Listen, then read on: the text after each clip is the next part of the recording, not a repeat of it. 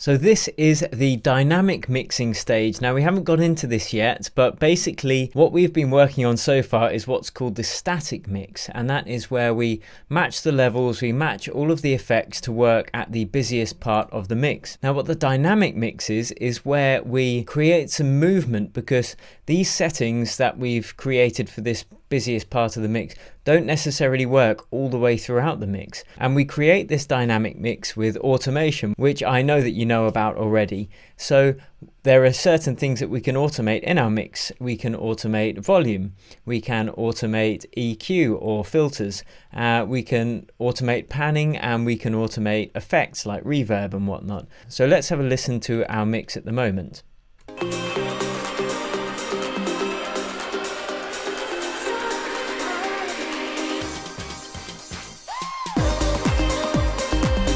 Okay, so we already have some automation that I've put in, just turning off or turning on the auxiliary channels. And let's have a quick look at the parallel compression that we added in the last lesson. So we know the effect it has. Turn it off. Just brings everything more in your face. So the first thing that we can do is just automate that to turn off in the brakes, because obviously the brakes are we want them to have a lot less energy than the drop. So we can see where the big brake starts. All we'll do is turn off the speaker.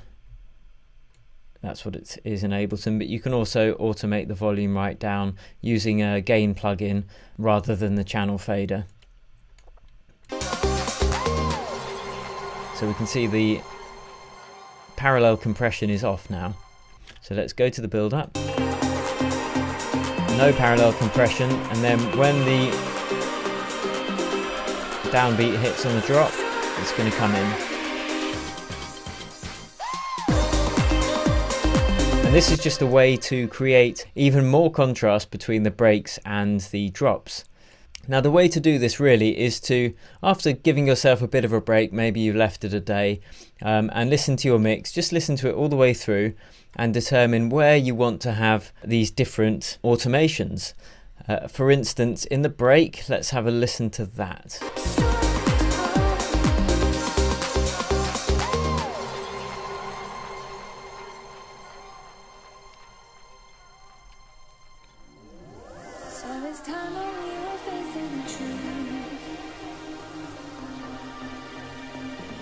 See, I want the vocals to be louder there in the break. I think they're lost, and some of this can be done in the music production stage as well. You'll notice in the bass here, we've got a lot of reverb going on, whereas in the drop, there's no reverb. So you can do a lot of this, as I said, in the music production stage, but if you haven't done it in the music production stage, or you want to just enhance it even more, that's when we can do it in the mixing stage. So let's go back to those vocals in the break, and we're going to automate a gain plugin rather than the actual master fader, because we've got that sorted now. And if we were to automate that, but we decided we wanted to tweak that level in the future, we'd have to go and edit all of the automations, whereas if we use a gain plugin, so the utility in Ableton, we can automate this independently of the channel fader. So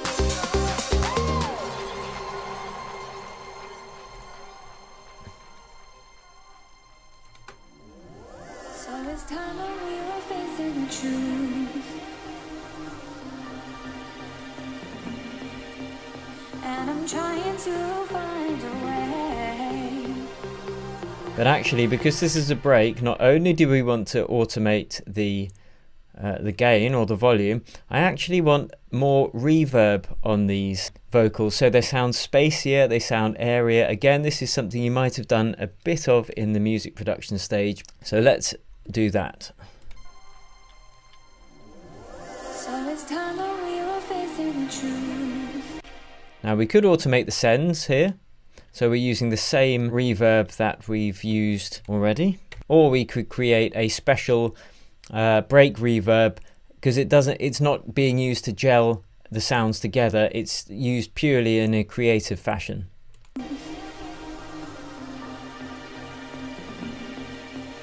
And I'm trying to find a way. But I am going to use the send reverb in this instance. So let's automate. So it's time that we were facing the truth.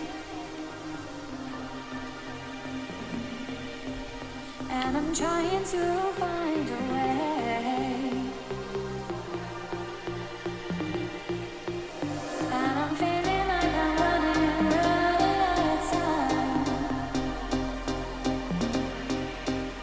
And I'm going in and out of my mind. So let's hear what happens.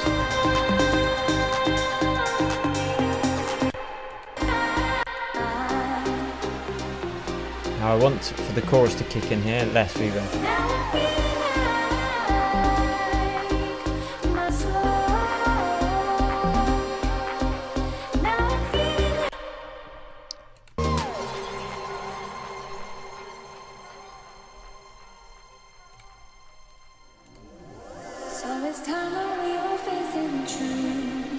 And I want the piano to come in a bit more gently as well, because we want to save the nice transient stabs like this for the choruses. So when it comes in here,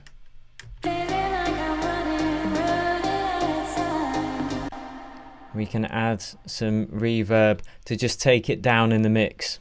Now with regards to the 4D mixing space, this would be the equivalent of the piano being pushed back on the stage, and then when the drop hits it comes right to the front again, because remember, reverb is one of our core plugins for controlling the depth. And we can put that before the gain, and then we can automate the gain to be louder as well, because the reverb in Ableton kind of takes the volume down quite a lot. So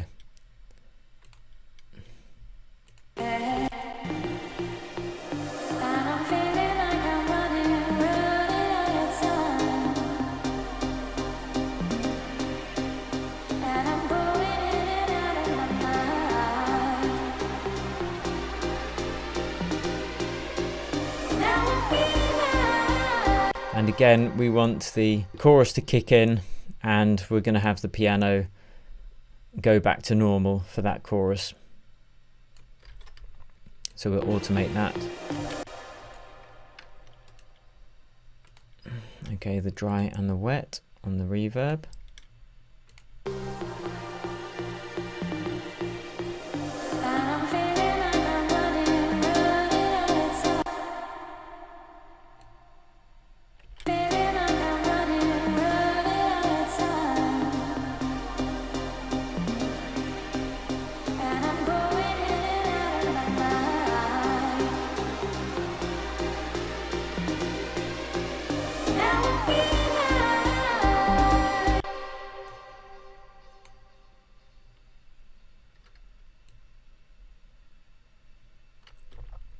Just automate it to come off on the downbeat from the stereo.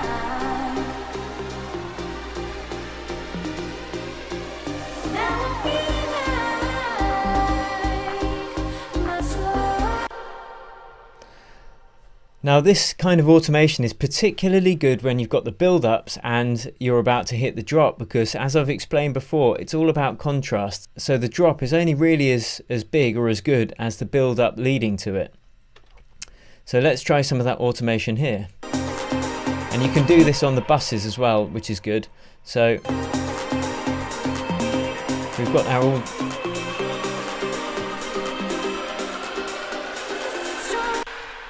can actually already hear I've got some automation in the music production stage here. So you've got that delay coming, and if you reduce the volume like this, let's just do it manually first.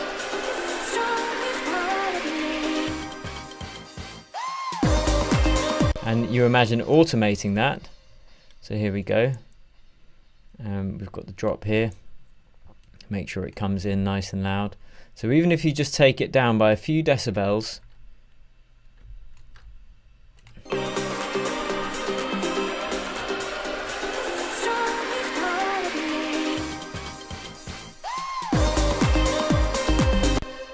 It just makes that impact of the drop much harder. And you can also, of course, do this with a filter as well.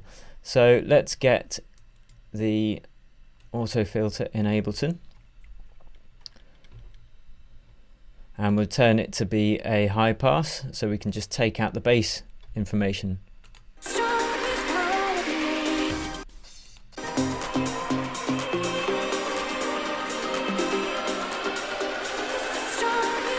Now what I might do here is also add some resonance. So you have to make sure that these things are completely deactivated when the drop hits, remember, because these don't enhance our static mix at all. This is only about the dynamic mix. So you could automate bypassing it would be one way, or just make sure that it's right down and not affecting the sound at all. Okay, so let's automate this. Now I can hear I've already done this in the music production stage because it was a creative choice, but again you can do this all in the mixing stage.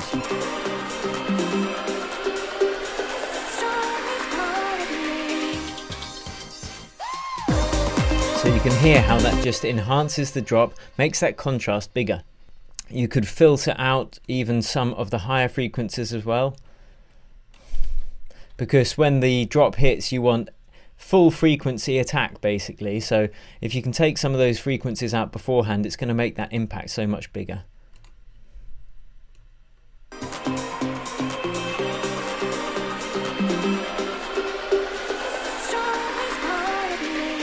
let's automate that. And have that full.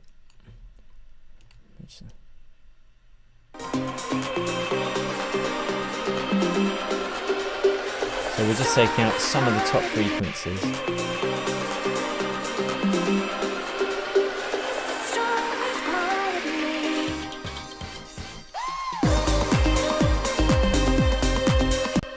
And there you have some tips on how to create a dynamic mix that makes it so much more interesting than just a static one we've been working on so far. And remember, just experiment with some automation with these effects and whatnot, and panning as well perhaps.